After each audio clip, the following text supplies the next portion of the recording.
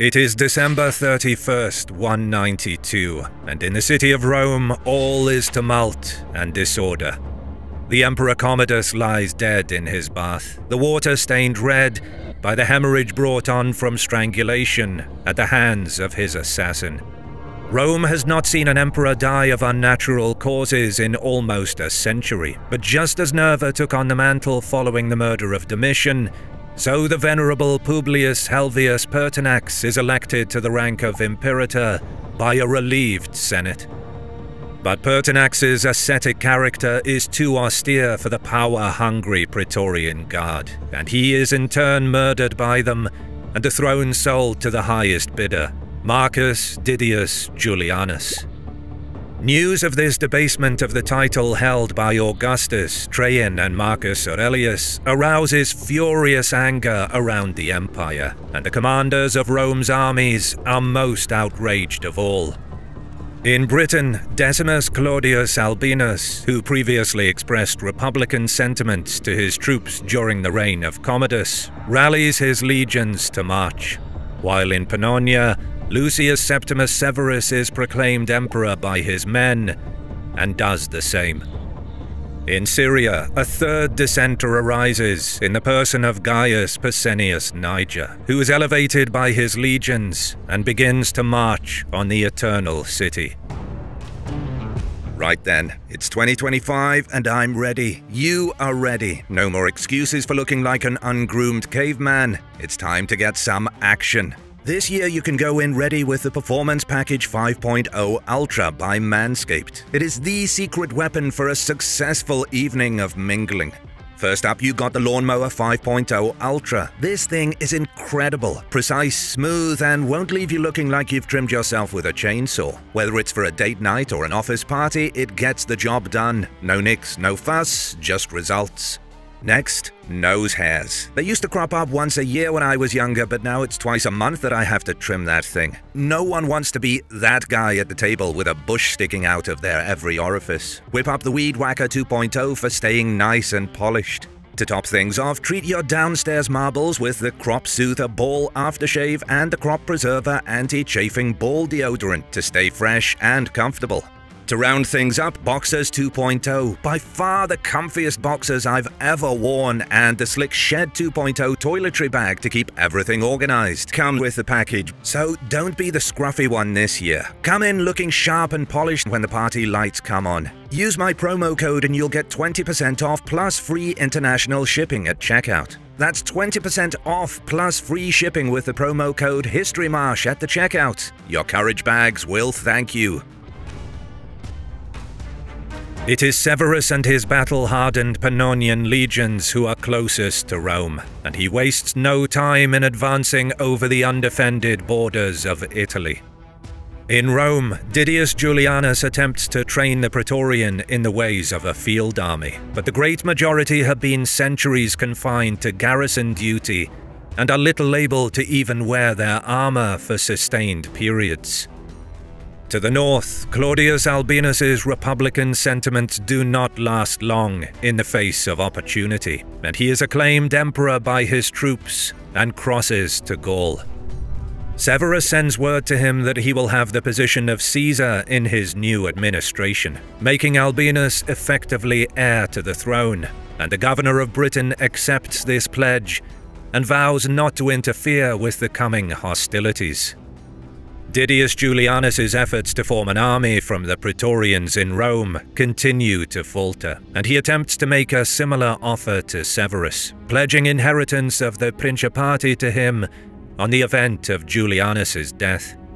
He also sends spies among Severus's ranks to try and win over his troops with bribes, but Severus kills Julianus's envoy as a traitor, and the attempts to sway his troops come to naught.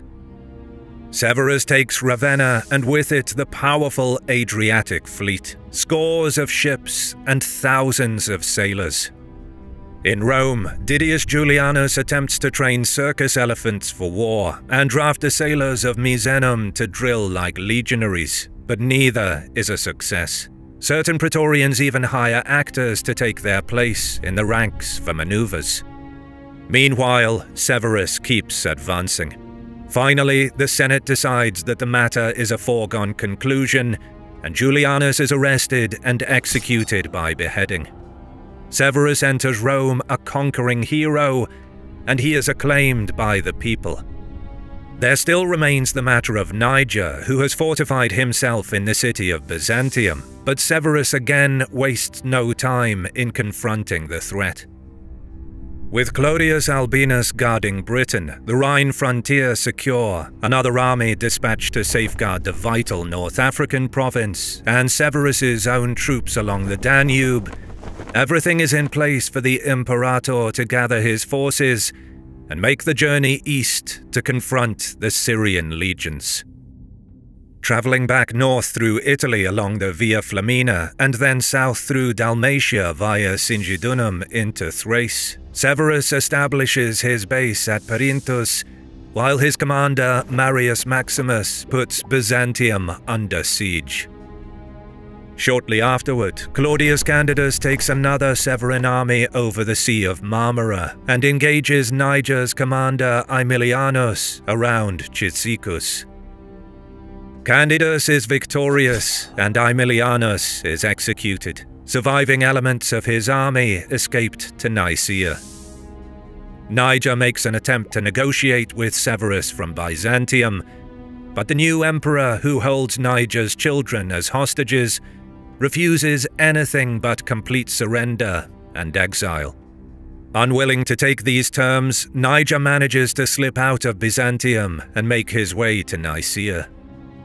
He fights a close-run battle with Candidus there, but the Severans are again the victors.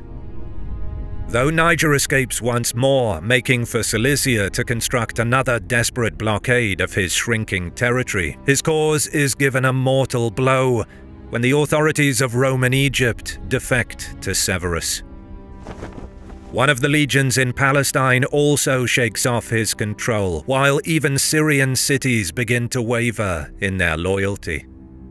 The final battle comes at Issus, the same ground on which Alexander of Macedon defeated Darius III 5 centuries earlier. The two Roman armies face off on a clear day in the shadow of the Cilician gates. Niger commands his own army, numbering in the tens of thousands, while Anulinus, Severus's new commander, takes charge of the Severan force. Valerianus is his cavalry commander. Niger has made his stand on a hill in which his forces are behind deep entrenchments. His heaviest legionaries are in the front line, backed by javelin throwers and slingers, and finally archers in the rear line of the fighting ranks. Cliffs edge his position on one side, and an impenetrable forest is on the other, while the baggage train rings the back of his lines. Niger's plan is to force the Severans to advance, hold their troops at the base of the hill, and then have his missile throwers decimate the rear lines while they were held in place. Seeing this, Anulinus arrays his troops in an identical fashion to the enemy. Heavy infantry in front, and orders the advance. The legionaries at the head of the army form testudo and wade into Niger's line. The battle is a deadly, attritional and excruciating grind. Anulinus's forces straining to slash and stab at the better positioned Syrian legions, while a devastating missile battle goes on over their heads. Men fall in their thousands.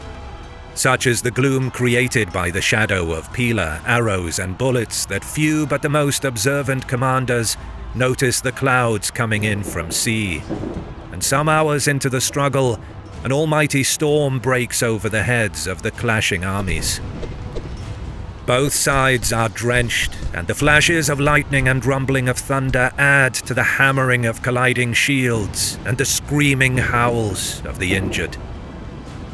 But the wind and downpour are blowing directly into the faces of the Syrians and gusting behind the Severans, giving the former the premonition that the gods had abandoned them, and the latter the exultation of deliverance.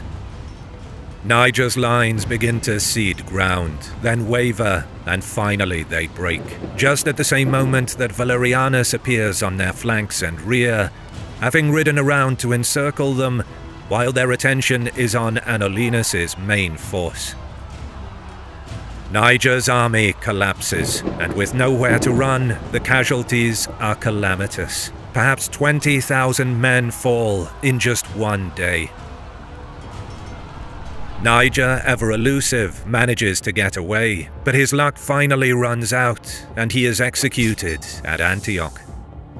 Septimus Severus is now Emperor of Rome and all of its provinces. In a foreshadowing of its later history as the capital of the East, Byzantium remains defiant, and Severus's forces only take it in a gigantic battle following a 2-year siege. Severus meanwhile travels through Syria, taking control of Niger's former commands and troops, and then in the spring of 195, he crosses the Euphrates at Zeugma, just as Crassus had done 250 years before, and leads his unified army on the conquest of Osroene. This action on foreign territory is important for morale, as large portions of the new emperor's forces have been savagely fighting each other just months previous, and Severus wants to establish himself as a victor over Rome's enemies, just as much as a triumpher over his fellow citizens. But all is not seamless in the new regime. As Severus's imperium continues in the ascendant, back in Britain, Clodius Albinus has begun to act as though it is he that is Augustus and not his colleague. Severus adds fuel to the fire when he announces to the Senate in Rome that his true father was Marcus Aurelius and his own son would henceforward be his heir. This effectively annuls the agreement made with Albinus prior to Severus's campaign for Rome. Quietly, Severus's administration in Rome sets out to repair and upgrade the roads leading from Italy into northern Gaul. Matters come to a head when Albinus alleges that messengers from Severus had begun to act strangely after arriving at his court in Britain. After arrest and torture, they revealed that they had been sent to assassinate Albinus, either taking the opportunity to kill him themselves or else administer poison. In response, Albinus is acclaimed Augustus by his troops and dispatches advance units from his British army into Gaul in late 195. In December, the Senate duly declares him a public enemy. He is not without any support among the political class, however. Many senators are said to prefer him for his noble lineage and good nature, in contrast with the North African and dour Severus. With his new army battle-hardened and cohesive following the short Eastern campaign, Severus makes a rapid return to the west. He is well supplied with men, a mark of the Roman administration still at its high point prior to the crises to come later in the century. One army is taken from the garrison of Dacia under Claudius Claudianus, while, similarly named, Claudius Candidus brings a force from the Pannonian legions, and Marius Maximus yet more units from Moesia. In Gaul, Albinus has occupied Lugdunum and fights a successful action against the governor of Germania, Inferior. His forces then lay siege to Trier, and the governor of Hispania Tarraconensis pledges units from the legion stationed there. Albinus cannot gain control over the forces on the Rhine, however, and one of Septimus's newly raised legions holds the Alpine passes to northwestern Italy. This latest civil conflict has also brought out an adventurous spirit, and with the confusion of loyalties, individuals are free to pursue their own agendas to a large extent, even if at great risk. Prior to Septimus's arrival in Rome, a senator named Numerianus moves into Gaul in his name and begins raising troops. These fight a successful engagement with some of Clodius Albinus's cavalry, and Severus sends his congratulations and encourages Numerianus to raise further units. The proactive senator seizes no fewer than 70 million sesterces for Severus's cause, a gigantic sum, and sends it to the emperor before it is revealed that he is not in fact a senator at all, and has no special permission or status to raise troops and lead armies. Nevertheless, Severus appreciates a useful man and the services he has rendered, and Numerianus lives out the rest of his days on a comfortable stipend. After arriving back in Rome in the winter of 196, Severus stays only a short time, reorganizing the new Praetorian Guard, which consists of men loyal to him, and then moving north almost as soon as January is finished and the campaigning season started. He first goes to Pannonia, familiar ground as its former governor, and then through Noricum and Rhaetia, so that when he arrives in Gaul, he and his gathered army are approaching Albinus's position in Lugdunum from the north, rather than the south. Albinus sends a strong force in an attempt to head off Severus at Tinurtium, but the attack is a failure, and Albinus's troops fall back to Lugdunum. The two armies meet in the field outside Lugdunum, modern Lyon, on the 19th of February, and Septimus is said to be taken aback at the size of the force that Albinus has brought together from his limited resources. In addition to the 3 regular legions of Britain, the island garrison has an auxiliary force of about 35,000, but Albinus needs to keep some of these forces on the British lines to keep the peace. He also draws support from the Gallic population and Roman veterans settled in the area, along with some troops from Hispania. It is Severus, however, who has the near-complete resources of the empire at his disposal. Not only the Rhine and Danube armies, which probably number 200,000 men alone, but also all of the east from Thrace to Egypt, and the powerful resources of Rome and wider Italy. Still, his army has only the slight numerical advantage, as Albinus's force is more than considerable. Figures as high as 150,000 men on both sides are recorded, and given the sophistication of the Roman infrastructure at this time, it is likely that Albinus has somewhere in the region of 50,000 men, while Severus fields an army in excess of 60 to 65,000. Facing north, Albinus's right wing is positioned near a ravine, while his camp is situated in the rear of the lines, likely closer to the left wing than the right. Both of the armies deploy, Severus in direct command for perhaps the first time since the civil wars started 3 years previous. He is positioned with his mounted Praetorian force at the rear of the infantry units. Julius Laetus commands a second cavalry force. The two sides are likely so evenly matched that the fighting in the center results in a stalemate, and the battle continues for an exceptionally long duration. It is on the wings that the battle appears to open, with Severus's right wing engaging the left of Albinus and routing them. The defeat there is so heavy that Albinus's men run until they are back in their camp, and the Severans proceed to pillage and destroy the area. While Albinus's camp burns, his right wing advances on the Severan left and opens up with a missile barrage. Javelins and sling bullets are fired over a short distance, and unwilling to back away from the challenge, the Severans advance and respond in kind. Albinus's troops then abruptly withdrew and raised the Severans' ire in disgust at their timidity. Believing that Albinus's right has given way in the same manner as his left, the Severans chase after them, only to make a terrible discovery. As they run full tilt at the backs of the enemy, the ground opens up and hundreds of men began disappearing from view.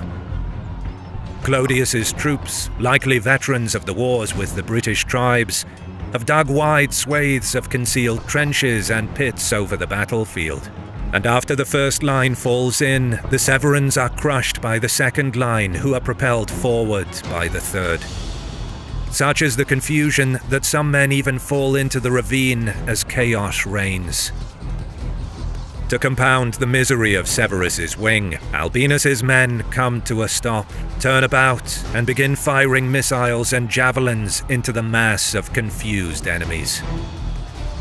Seeing that his right wing is now to all effects lost in the pillaging of the enemy camp, and his left in imminent danger of complete implosion, Severus rides forward, surrounded by his Praetorian to try and alleviate the situation. But his relief effort has the opposite effect, and the new Praetorians add to the turmoil, being easy targets themselves for the missiles, and also pushing more of the Severan infantry into the pits and the ravine. At some point, the Praetorians panic and begin to stream away from the fighting. Severus, seeing his cause slipping away at a rapid rate, casts away his purple cloak and throws himself into the midst of his men. Sword in hand, he attempts to rally the ranks and shame them into fighting alongside him rather than abandon their emperor. For a moment, all hangs in the balance. Severus stands his ground, while his men and the Praetorian flee in the face of the onslaught.